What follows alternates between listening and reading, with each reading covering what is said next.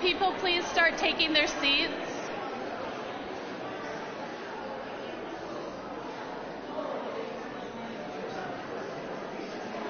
We still have some seats up front on both sides.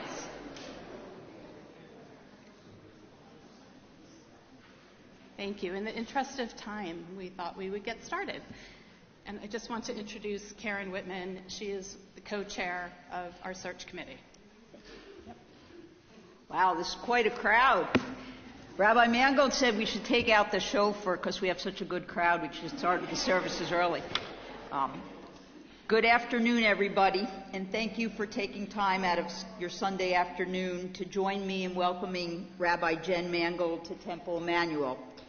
It has been an honor and a privilege to co-chair our search team. We're about to embark upon a historic new chapter at Temple Emanu-El with our fourth rabbi since founding and our first female rabbi. The bylaws of the temple require the search team to advance a candidate to the temple board for approval. Our candidate, Rabbi Jen Mangold, has received unanimous support from both the search team as well as the temple board.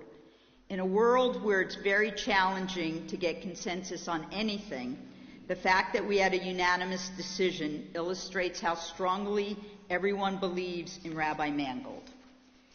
We began the search process last March when Jeff Goldstein and I agreed to co-chair the team. In April, the remainder of a diverse search team was selected. I'd like to just take a moment to introduce you to the team, all seated up here on the bema. Jeff Goldstein, Jerry Somers, Nathan Goldstein, no related between Goldsteins, Julie Littman, Risa Khan, and Jamie Yom Tov.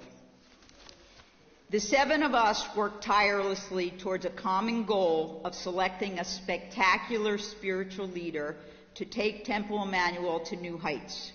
It was truly an honor to work with this group. We gelled from the get-go and were always respectful of each other. As co-chairs, the first thing Jeff and I did was to meet with Rabbi Berlin at CCAR, the Central Conference of American Rabbis, who is in charge of rabbinic search for all Reform synagogues across the country. We also met with Rabbi Crystal, who had not yet begun his stay at Temple Emanu-El. We asked both of them if they were familiar with a congregation who handled the search process well. They both brought us to Temple Isaiah in Lexington, Mass. We consulted with the search team at Isaiah. She suggested two things. First, start early and file your application on August 1st, the first day possible. And second, if you find a strong candidate, move the process as it is very competitive. Next, we held a town hall for the congregation. Our takeaway from the town hall was that you, our congregation, want a senior rabbi who is warm and engaging, respects diversity, leads worship with joy and inspiration, demonstrates civic mindedness, and will foster a smooth transition. This has been our basis for moving ahead, and Rabbi Mangold possesses all of those traits. Our next step was the application. The best analogy I can make is it reminded me of filling out a college application. There were 10 or 12 essay questions. We worked hard to differentiate our application from the rest of the synagogues so that it appeared more like a marketing piece, yet answered all the required questions. We received very strong positive feedback from all of our applicants on our application. Our application was posted on the CCAR website on August 1st, achieving our first goal. Before we started interviewing, there was still work to do. We took a class on implicit bias training. Next, we compiled interview questions and a rubric for evaluating candidates. All interviews would be recorded, and we would require each member of the search team to watch any they may have missed. Before we did any interviewing, Risa Khan, who's a professional in executive search, coached us on reading resumes and interview techniques. So as you can see, we put an extensive amount of work into the process before we even conducted an interview. We received 12 candidate resumes. When a resume was received, we spent time performing online background checks to see if we might uncover any red flags. That research did cause us to eliminate a few candidates. We interviewed 9 candidates. Their backgrounds were so varied. They came from all parts of the country, West Coast, East Coast, Midwest, Deep South, as well as someone from South America and someone from Israel. Their ages and their sex varied. Rabbi Mangold was our first resume received and our first interview. She made a very strong first impression and remained our top candidate throughout the entire process. After a round of 6 second interviews were complete, Rabbi Mangold still remained our top candidate. At that point in time, I called Rabbi Mangold to set up an in-person visit. She informed me that she was going to be in Connecticut at the end of October. She would be available to visit Temple Emanu-El just prior or just after the Connecticut trip. I quickly deduced that the Connecticut visit was to another synagogue. Unfortunately, now we would be in a competitive race. Before being the competitive person that I am, and many of you know that, I preferred to bag cleanup. I knew seeing Marblehead and Swampscott, as well as Temple Emanu-El, after seeing a temple in Connecticut, would help us land the prize of having Rabbi Mangold accept the position with us. We wanted to move quickly, so Jerry and I decided to check references prior to Rabbi Mangold's arrival. We spoke with a gentleman named Mike Shapiro, who's president of Temple Bethel, the congregation where Rabbi Mangold is currently senior rabbi. Our last question to Mike was, is there anything we did not ask that you think we should know about Rabbi Mangold? Mike took a deep breath and paused. My stomach sank, afraid of what I was going to hear. And then Mike asked if we ever heard the word beshert, a Yiddish word that means it's meant to be. Jerry and I both replied yes, and Mike then told us that he grew up in Marblehead, Mass. At Temple Emanu-El. And his picture is still on the wall from his confirmation class. So yes, it is beshert, and on that note, I'm going to turn the microphone over to Jerry Somers to introduce you to Rabbi Jen Mangold. Thank you.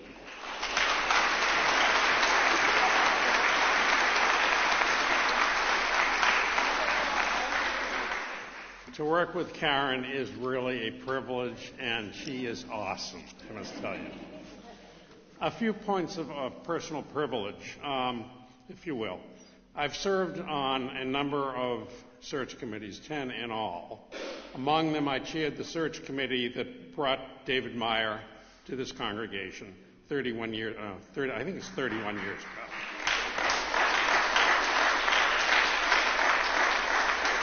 And he clearly has led us to a place where we are vibrant, engaging, and warm, and a community that we're all so proud of.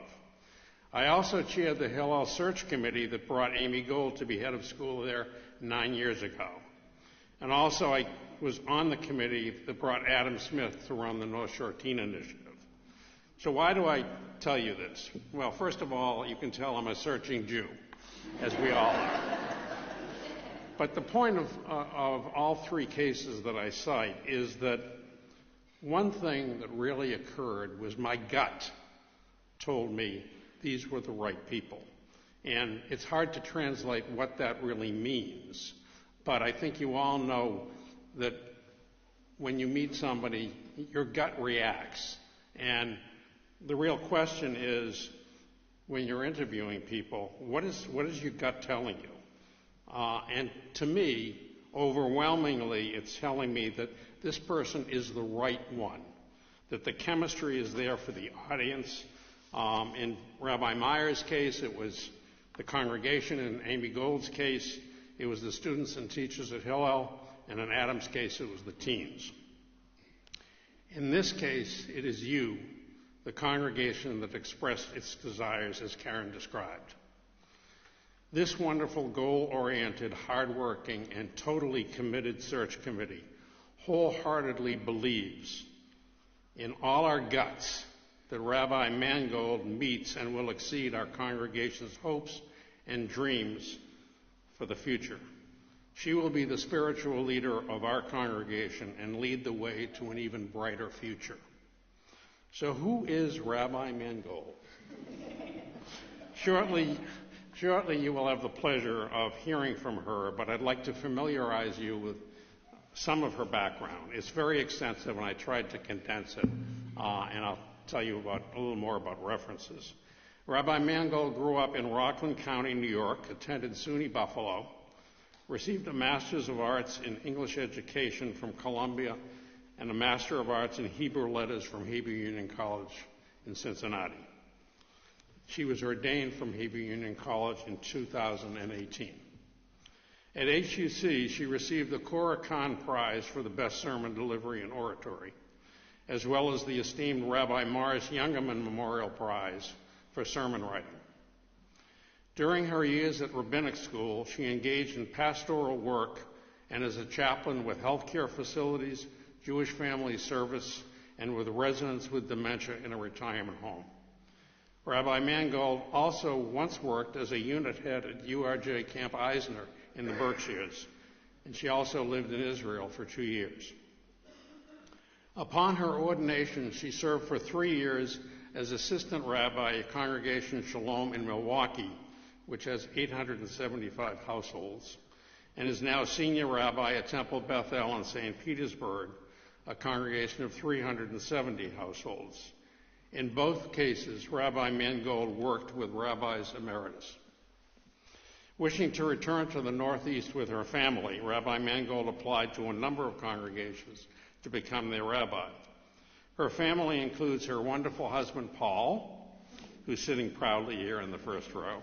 Paul is a school history teacher who graduated with a master's degree from Harvard School of Ed, and they have 3 children. Age 4 is Isaac, and twins age 3 today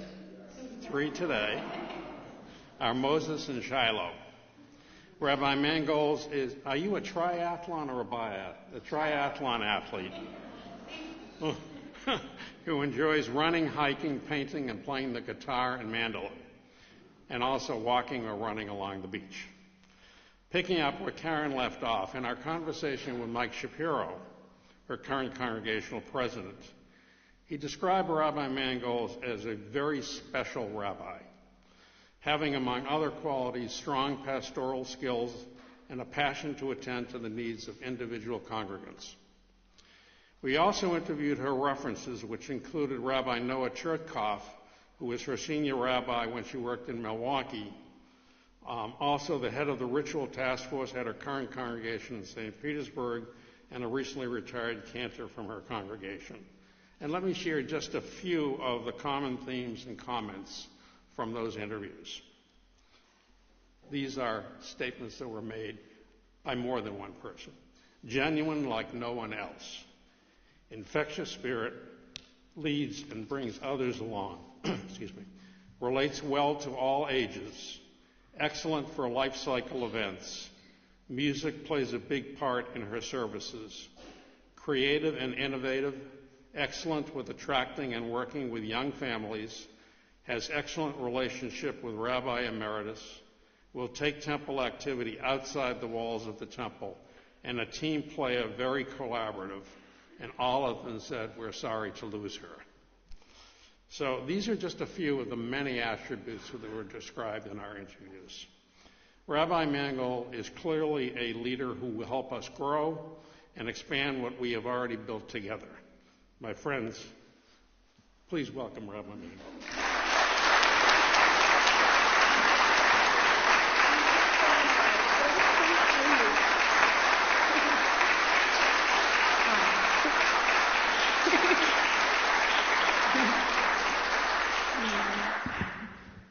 Shalom, everyone. I'm so excited to be with all of you. Thank you so much for coming tonight and supporting this wonderful community. And a special thank you to this amazing search committee. Thank you for bringing me here. So I'd like to share now some words of Torah with all of you. While serving as a rabbi in Fairbanks, Alaska, I experienced the beauty of Wonder Lake, This breathtaking sanctuary is famous for its views of Denali, the largest mountain in North America. On a clear day, viewers can see the majestic mountain and its reflection painted across the Alaskan horizon. One day, while taking a bus tour through Denali National Park, I was inspired by a story that the bus driver told to my group. She told us that during one of her tours, she met a couple of photographers that she would never forget. When the photographers arrived at the lake that day, they got off the bus, anxious to capture the perfect picture of Denali.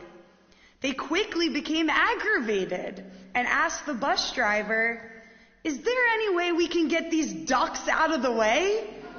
They're ruining our pictures." The bus driver laughed. Unfortunately, here in Denali National Park, we don't disrupt nature.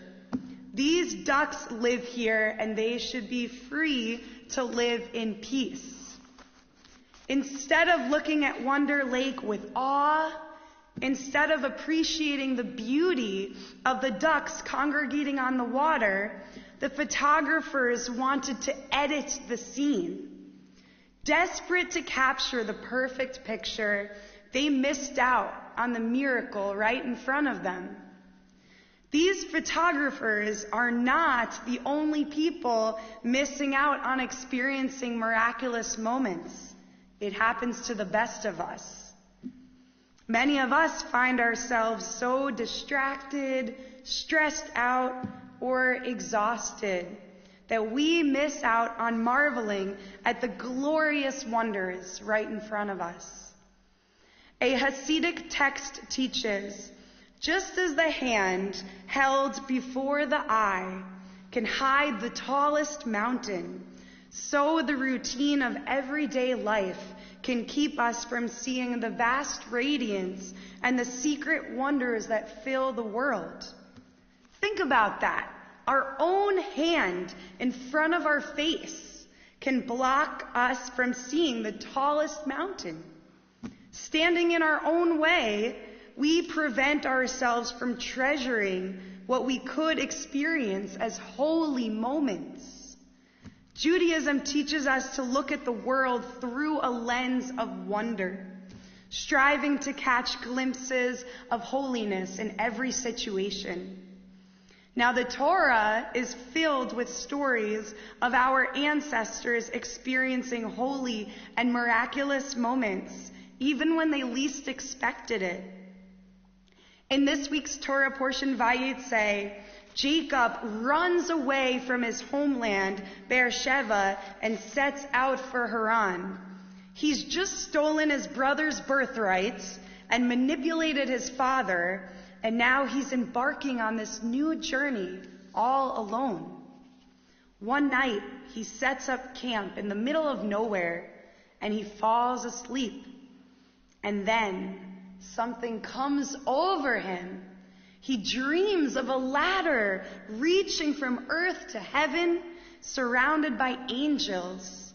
He hears the divine voice say that his descendants will be blessed and that they will inherit the land promised to Abraham and Isaac.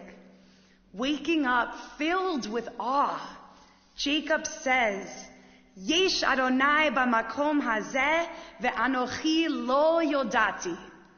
God is in this place, and I did not know it.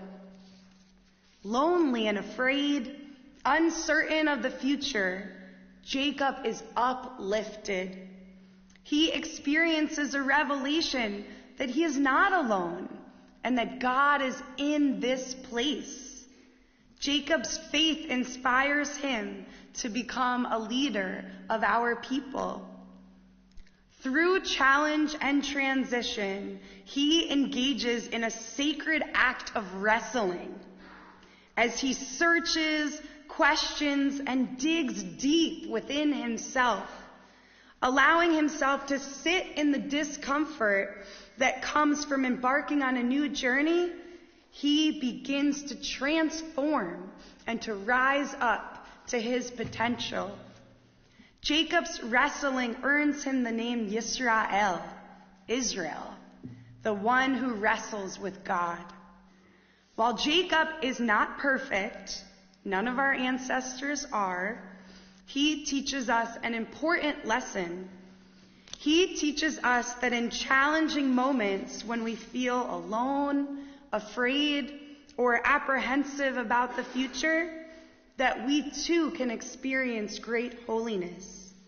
We too can hear the voice of God calling on us to make our lives a blessing through this act of sacred wrestling. Now I imagine that as members of Temple Emanu-El, you too are wrestling. You are searching as you navigate a transition of leadership and prepare to welcome a new rabbi. This pivotal moment must fill many of you with a wide range of emotions as you reflect upon your past and dream about the future. While transitional moments are often bittersweet, they present potential for deep holiness. What a wondrous opportunity you have to plant the seeds for what will bloom in the future. What a special role you play in shaping your spiritual home and the spiritual home of generations to come. I pray that throughout this period of transition, you experience wonder as you marvel at the sacred responsibility in front of you. As you share your voices, ideas, hopes, and dreams, as you wrestle with your collective vision, I pray that you celebrate the holiness of your community and the relationships that make it so sacred. Now, with heavy hearts, we recognize that this is a time of wrestling for the Jewish people. As we navigate this horrific time following the terrorism that took place on October 7th, the war that has followed, and the global rise in anti-Semitism. During this perilous time of struggle, may we give ourselves permission to experience the blessings and the holiness that continue to surround us, even amidst the horror. Viktor Frankl and his friends lived in a Nazi concentration camp during World War II, and these men certainly challenged themselves to experience moments of awe during even the worst of circumstances.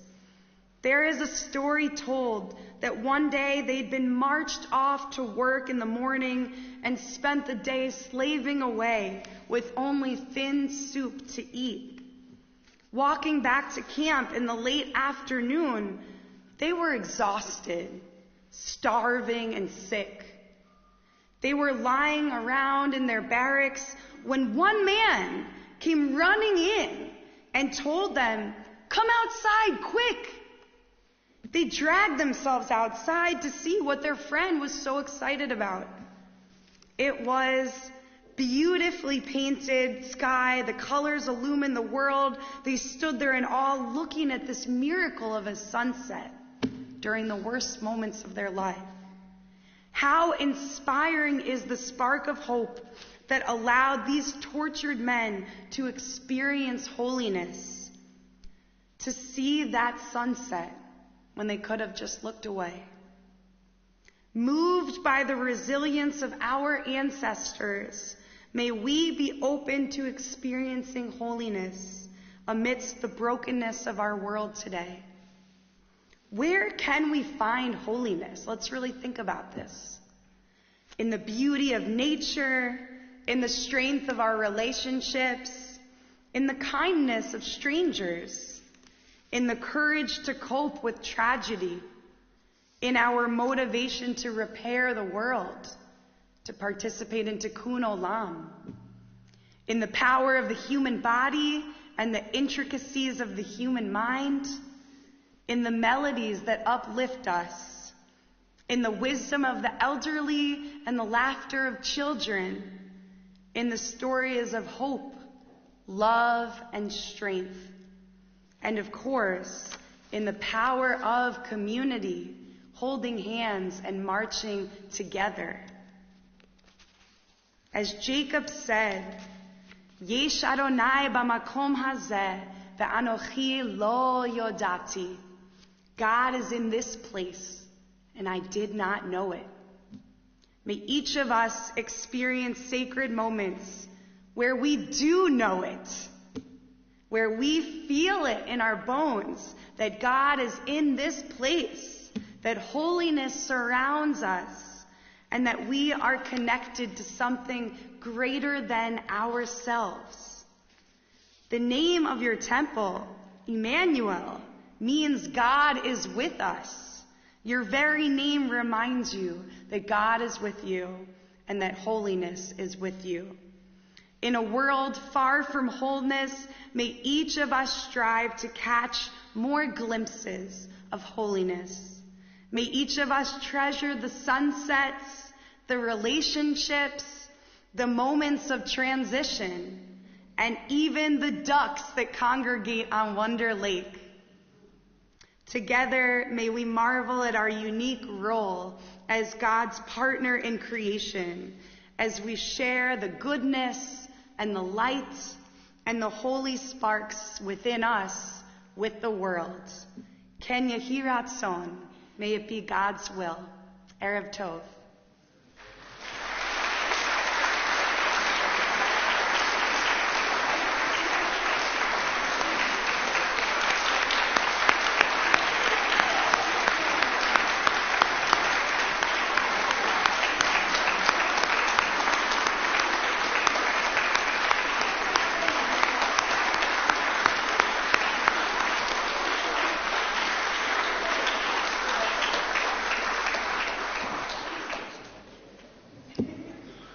So now it is up to you.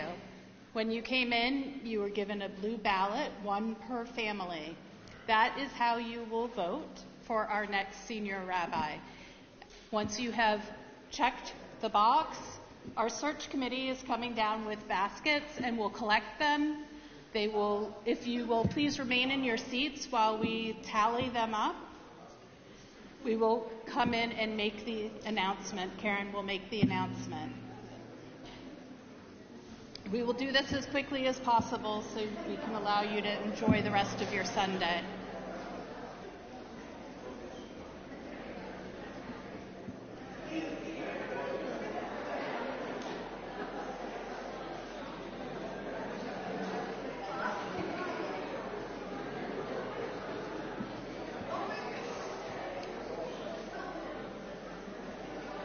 Will you join them in the conference room? Jamie, are you going to go to the conference room to count ballots? Yes. Okay.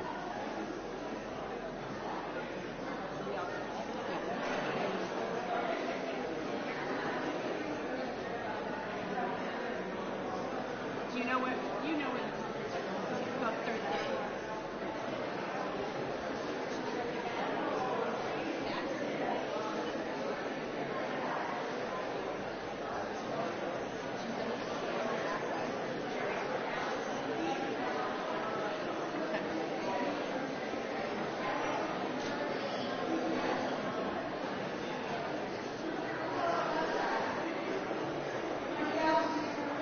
Okay, last call for ballots.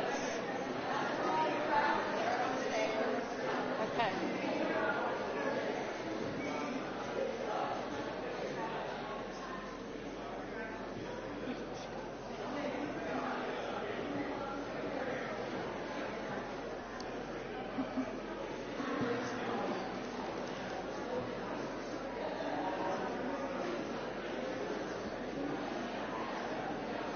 So while I have a captive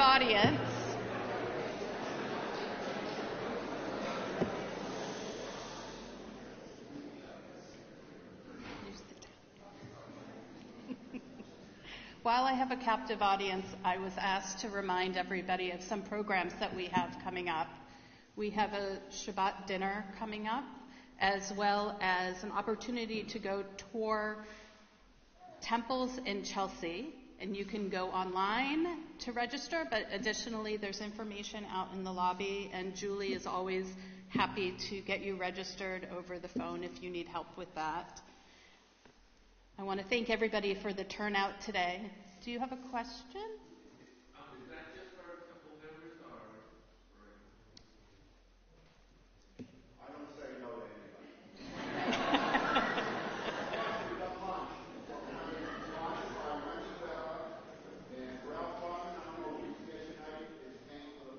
Yep. So very generous donations are making that program happen. But I do want to thank everybody. This is an amazing turnout. Obviously, this is incredibly important for the future of this temple. I am very proud to be standing up here as president at this moment in time. I am incredibly impressed by the search committee's due diligence in who they have put forward for our next senior rabbi. And I am filling time at this moment as they tabulate. But once we make the announcement, if everybody will still remain in your seats, we're going to allow Rabbi Mangold and her husband to get over to the social hall, where you will all have an opportunity to go and join her in. So it's unanimous.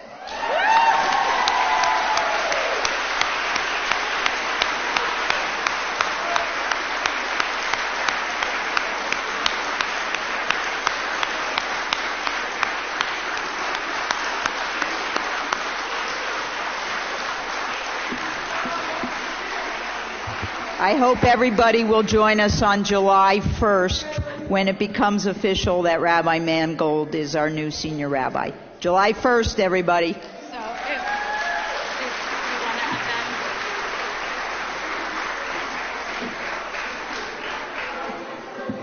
them, just give them a moment, and then please join us in the social hall for cake and cookies.